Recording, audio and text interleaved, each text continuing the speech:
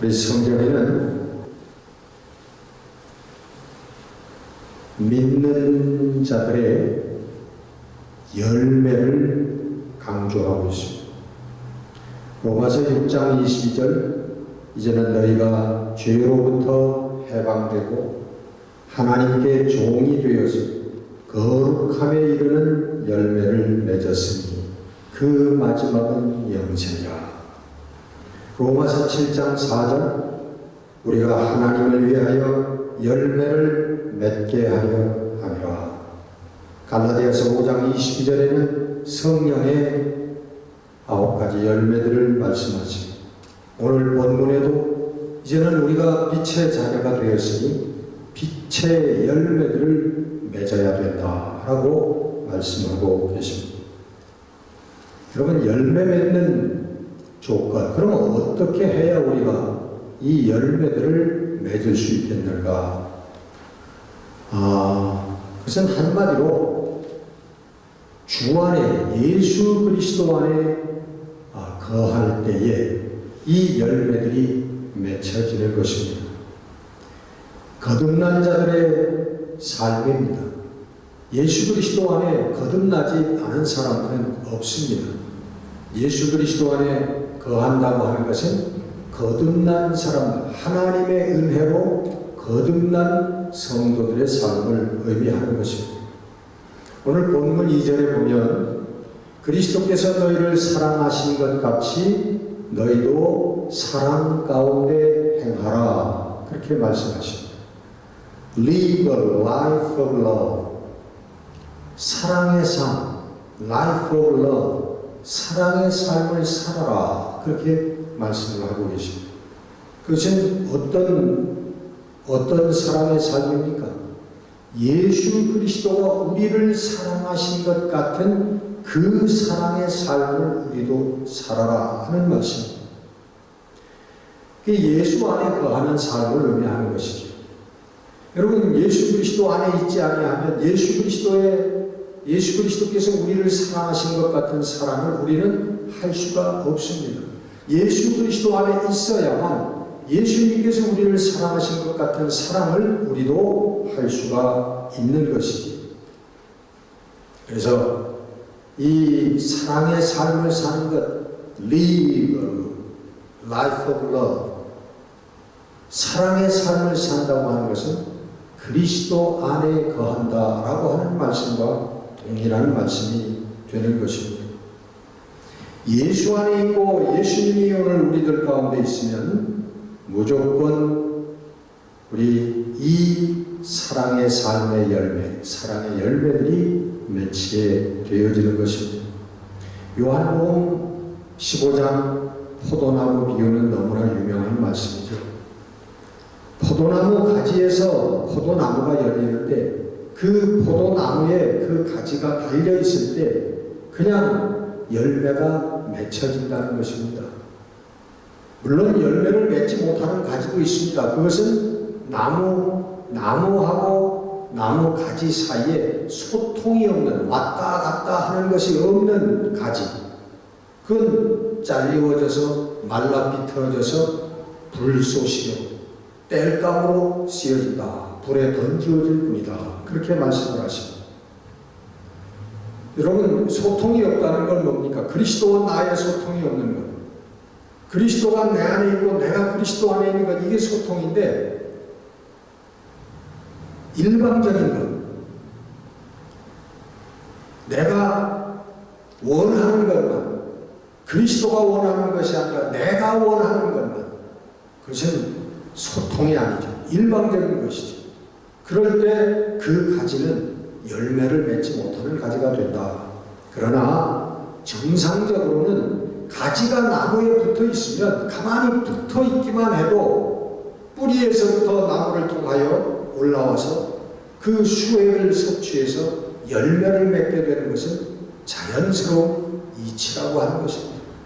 가지가 나무에 달려서 나는 열매를 맺어야 되겠다고 발버둥쳐야 열매가 맺혀지는 게 아니고 그 나무에 가만히 잘 붙어있기만 하면 열매는 자연스럽게 맺히는 성령의 역사라고 하는 것입니다.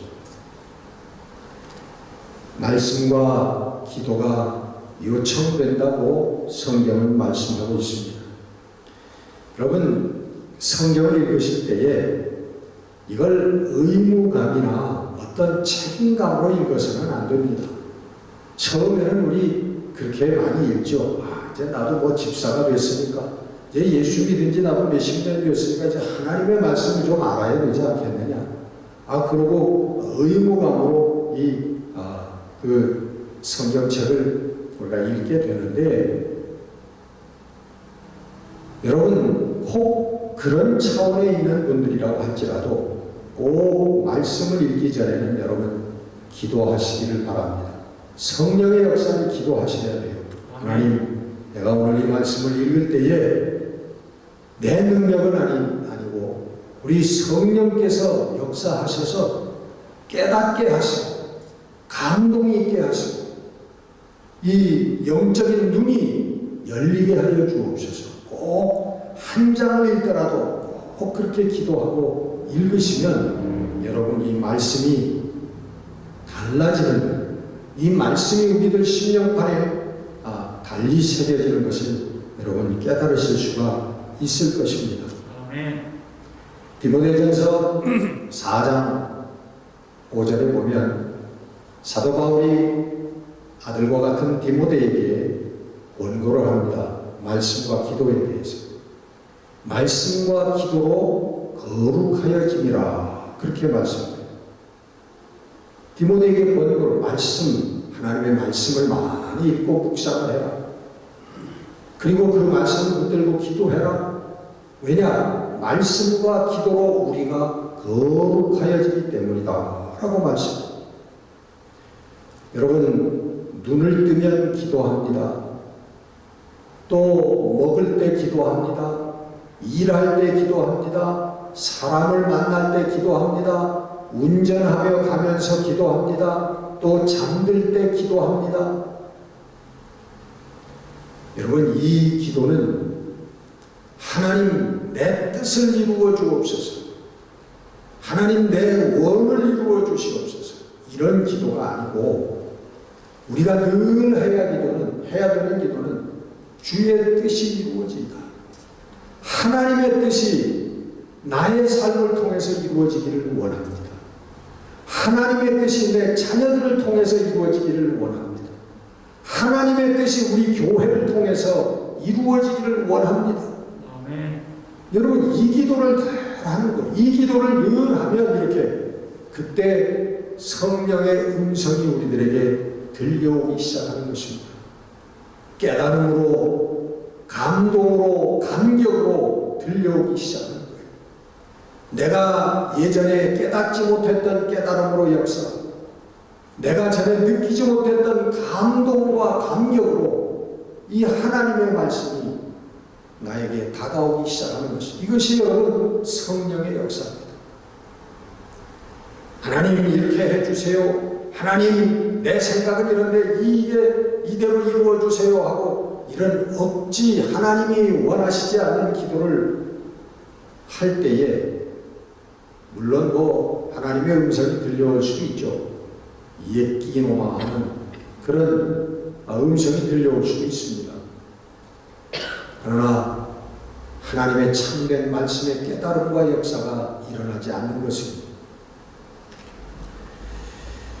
이것이 여러분 바로 열매 맺는 방법입니다. 왜 기도하라고 할까요? 왜 하나님 말씀을 보라고 할까요? 이게 그 말씀을 보고 붙들고 기도할 때에 그때 성령의 감동과 성령의 깨달음이 우리들에게 일어나기 때문인 것입니다. 그래서 우리는 하나님께서 원하시는 길을 걸어가게 되는 겁니다. 그 다음에는 이 주신 말씀, 그 말씀을 붙들고 하나님 말씀대로 순종하게 해 주옵소서 하고 기도하는 것입니다. 여러분, 내 이웃을 내 몸과 같이 사랑하라. 내 원수를 위하여 기도하고 내 원수를 사랑해라. 내 삶을 산 제물로 하나님께 드려라. 육신의 생각을 죽이고 영적으로 살아라. 너보다 남을 더 낮게 여겨라. 여러분, 이런 말씀들이 우리 말씀을 보면서 수긍하고 긍정하지만 그 말씀대로 순종하기가 쉬우냐 그런 말이에요. 그래서 말씀의 깨달음이 이게 예수님께서 이렇게 살라고 하시는구나 하고 말씀의 길을 깨닫더라도 그 순종을 위해서 그 말씀대로 나도 살게 해 주옵소서 하고 그 말씀을 붙들고 기도하는 기도가 요청된다고 하는 것입니다. 그리고 그 다음에는 용기를 가지고 행하는 것입니다. 그것이 주 안에서 거하는 거예요.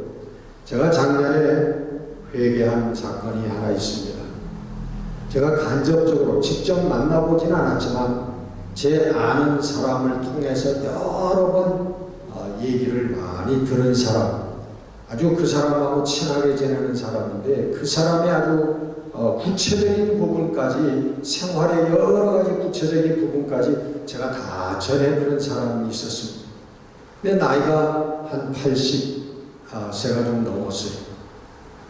근데 제 마음속에 어느 날 그분을 위해서 그분에게 한번 만나서 전도를 해야 되겠다 하는 그런 마음이 들었습니다. 근데 그분은 그 얘기를 하면 여러분도 잘 아시는 분들도 계실 거예요. 굉장히 큰 부자였습니다. 재물이 굉장히 많은 사람이에요. 그리고 한인 사회에서도 유명한 사람이었습니다. 그래서 그리고 교회를 안 나가냐 하면은 교회를 아주 안 나가는 건 아니에요. 그 부인은 권사님이신데 교회 열심히 나가시는 분입니다. 그래서 그 부인 따라서 가끔 교회를 나가시는 분인 걸로 알고 있어요. 그런데 제 마음속에 그 사람의 생활과 삶을 전해 들었을 때 믿는 사람의 삶이 아니거든요. 그래서 그분에 가서 정말 생명의 길, 복음을 전하고 싶었는데 그런 마음이 들었는데 결국은 못했습니다. 그 사람 아는 목사들도 많고 교회도 안 나가는 것도 아니고 그리고 또 공부도 많이 해가지고 미국에서 다 대학도 나오고 그런 분이고 그런 내 마음속에 합리화를 시키면서 차일 피일 미루다가 그분이 갑자기 작년에 돌아가셨습니다. 갑자기 돌아가셨어요. 그래서 제가 그 사건을 우리 가슴에 두고서 많이 회개했어요. 하나님, 이게 성령의 감동인데 성령께서 전도하라고 하시는 명령을 주셨는데 제가 전하지 못했습니다. 제가 수행하지 못했습니다. 용기를 가지고 담대하게 내가 하는 것이 아니라 성령께서 역사하실 것을 믿고 가서 담대히 행해야 되는데 못했습니다. 하나님께 그렇게 회개한 사건이 있었습니다. 누가복음 18장에는 불의한 재판관과 그리고 가난한 아무 볼품없는 과부의 기사가 나옵니다. 그 과부가 억울한 일을 당해서 재판관에게 가서 해결해 달라고 하니까 재판관이 거들떠보지도 않습니다. 해결해 줘봐야 시간만 들어가고 돈도 안 생길 것 같고 거들떠보지도 않습니다. 그러나 이 과부가 그냥 쫓아다니면서 출근할 때도 서 있어서 재판관님 제 억울한 사정을 해결해 주세요. 퇴근할 때도 서 있고 집 앞에도 서 있고 그랬을 때 그 불의한 재판관이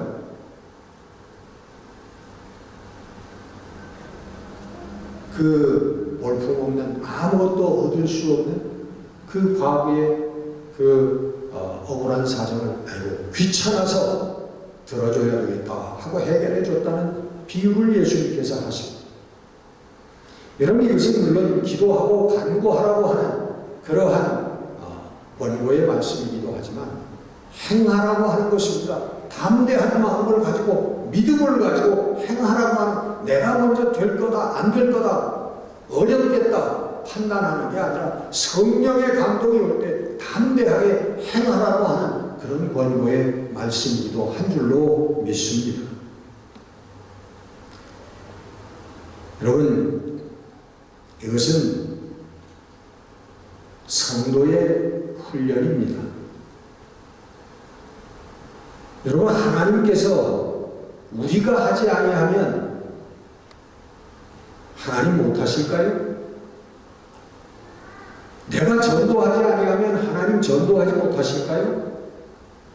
내가 교회를 짓지 못하면 하나님 교회 못 지으실까요? 하나님께서는 무엇이든지 하실 수 있는 분입니다. 그런데 왜 우리들에게 하나님께서 맡기시느냐? 그것은 우리의 훈련인 것입니다. 우리가 여러분 그 어려운 것들을 뚫고 해내므로 말미암아, 아니 실패할지도 모르지만, 그러나 그 과정 속에서 우리가 하나님 나라의 백성들의 자격이 획득되어진다고 하는 것입니다. 여러분, 믿음은 어려움과 고난과 역경 속에서 나오는 것이지, 풍요롭고 안락하고 번창 속에서 나오는 게 믿음이 아닙니다. 여러분, 우리는 끊임없이 그 프로스퍼리티를 위해서 우리가 기도하지만, 내가 원하는 것들을 위해서 기도하지만, 사실은 그것이 이루어진다고 해서 우리의 신앙이 자라나는 것은 아닙니다. 거꾸로 한번 생각해 보세요. 여러분, 우리가 사업이 갑자기 잘 돼가지고 몇억 불짜리 사업이 됐다. 정말 우리가 자가용 비행기를 타고 다닐 만한 그런 비즈니스를 성장했다. 여러분, 그러면 예전보다 더욱 우리가 경건해지고, 우리가 예전보다 더욱 큰 믿음으로 하나님께 헌신하고, 더 많이 가난한 사람들을 돕고, 여러분 그렇게 될 것 같습니까? 아니요, 오히려 정반대. 1%의 확률도 없습니다. 우리는 좀 더 교만해지고요, 우리는 좀 더 잘난 체 하게 되고, 우리는 좀 더 목에 힘이 들어가게 되고, 우리는 좀 더 다른 사람들을 무시하게 됩니다. 그게 여러분 인간의 본성이에요. 우리 하나님 앞에 헌신하고 하나님 앞에 무릎 꿇고 눈물을 뿌리며 부르짖는 우리의 기도와 우리의 신앙은 우리의 고난과 역경 속에서 나오는 것입니다.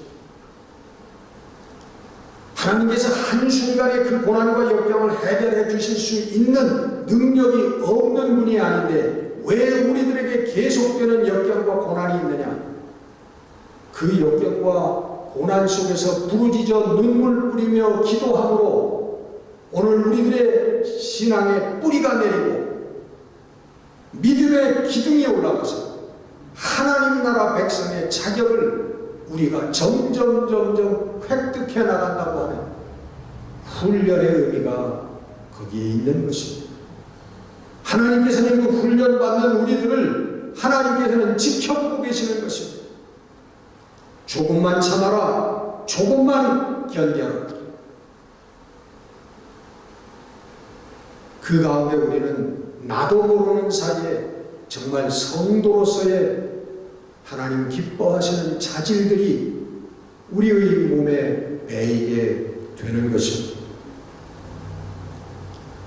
여러분, 열매 이전에 나무입니다. 그렇죠? 여러분, 열매가 있기 위해서는 나무가 있어야 되는 거예요. 마태복음 7장 17절에는 좋은 나무가 아름다운 열매를 맺고 못된 나무가 나쁜 열매를 맺는 것이다 라고 말씀하고 있습니다. 나무가 문제지 열매는 나중에 맺혀지는 성령의 역사라는 것입니다. 우리는 열매를 걱정할 필요는 없어요. 우리는 내가 좋은 나무가 되기 위해서 힘쓸 때 열매는 성령께서 자연스럽게 맺어 주시는 줄로 믿습니다. 좋은 나무가 되는 게 문제예요. 그게 바로 그리스도 안에 거할 때 이루어진다고 하는 것입니다. 오늘 본문 9절에 착함과 의로움과 진실함의 열매들. 우리가 그리스도 안에 거할 때 빛의 자녀들이 되어지고 빛의 열매를 맺는데, 빛의 열매는 모든 착함과 의로움과 진실함이라고 하는 것입니다. 다시 설명하면 우리 성령의 열매들, 사랑과 희락과 화평과 오래 참음과 자비와 양선과 충성과 온유와 절제리, 이런 것들이 오늘 우리들의 삶 속에 맺히게 된다고 하는 것입니다. 열매는 다시 바꿔 얘기하면 우리의 마음에서부터 출발하는 것입니다. 우리의 사랑도 우리의 미움도 마음에서 출발하는 것입니다. 진정 사랑하는 마음, 그건 사랑으로 표현되는 것이고, 진정으로 미워하는 마음, 미움으로 표현되어지는 것이고, 우리의 참 믿음, 믿음의 삶으로 나타나는 것입니다. 문제는 우리들 마음속에, 믿음도 그래요. 믿음이 여러분 행함이 없는 믿음은 죽은 믿음이다 그러잖아요. 그 말씀은 우리 마음속에 진짜 믿음이 없다는 얘기예요. 우리 마음속에 진짜 믿음이 없기 때문에 그것이 행함으로 나타나지 못하는 것이지요. 진짜 참 믿음이 있으면 그것은 자연스럽게 가지가 나무에 붙어 있을 때 자연스럽게 열매를 맺는 것처럼 행위의 열매, 믿음의 열매가 맺힐 수밖에 없는 것입니다. 문제는 나는 믿노라고 하면서도 내 마음속에 있는 것이 진짜 믿음이 아니라고 하는 거예요. 그건 내 방식대로의 믿음이지, 내 멋대로의 믿음, 내 생각대로의 믿음이지 하나님께서 말씀하시는 믿음이 아니라고 하는 것입니다. 우리가 하나님 나라 하지만 내 마음속에 정말 하나님 나라를 내가 믿고 있느냐, 그런 말이에요. 어떤 하나님 나라를 믿고 있습니까, 여러분? 예수님의 대속 구원을 얘기하지만 여러분들 마음속에 정말 어떤 대속의 믿음이 있습니까? 그게 정말 내가 참 믿음으로 내 마음속에 그것을 갖고 있는지 여러분 한번 우리는 점검해 봐야 되는 것입니다. 내 믿음이 가짜가 아닌가? 그래서 그것을 죽은 믿음이라고 얘기를 하는 것입니다. 나도 믿는 것 같은데 진짜 믿지 않는 거예요.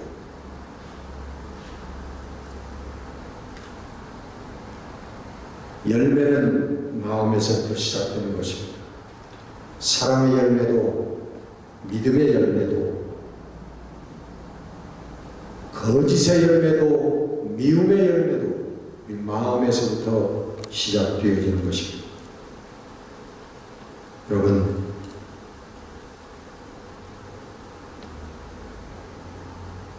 (39주년이지만) 아직도 저희들은 연약한 가운데 있습니다. 오늘 대표 기도자가 중년의 나이 39세라고 하는데 요즘에는 청년입니다. 중년이 아니라. 중년은 60세부터예요. 아직 청년입니다.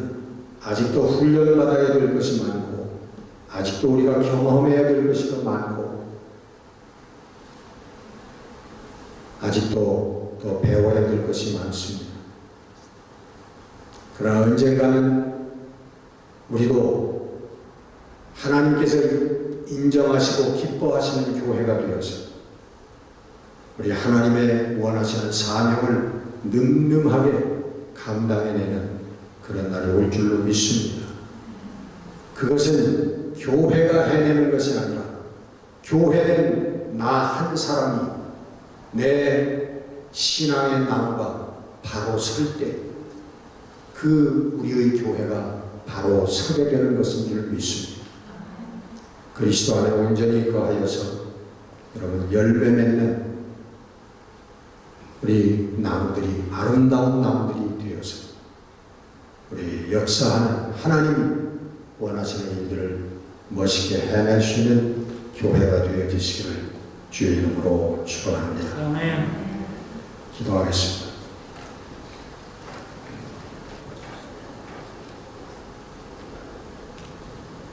사랑의 아버지 하나님, 너희는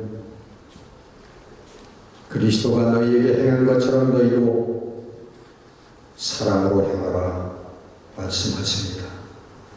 사랑이 없는 마음을 용서하여 주옵소서. 하나님, 성령의 거룩한 역사를 통하여 내 마음속에 참 믿음을 주시고 그 참 믿음 속에서 참 사랑이 드러나 세상을 밝히는 성도들 그리고 우리 은혜의 강교회가 되어질 수 있도록 축복하여 주옵소서. 주의 성령의 거룩한 역사로 신앙의 나무들이 무럭무럭 자라날 수 있도록 축복하여 주실 줄 믿고 우리 주 예수 그리스도 이름으로 감사하며 기도드렸습니다.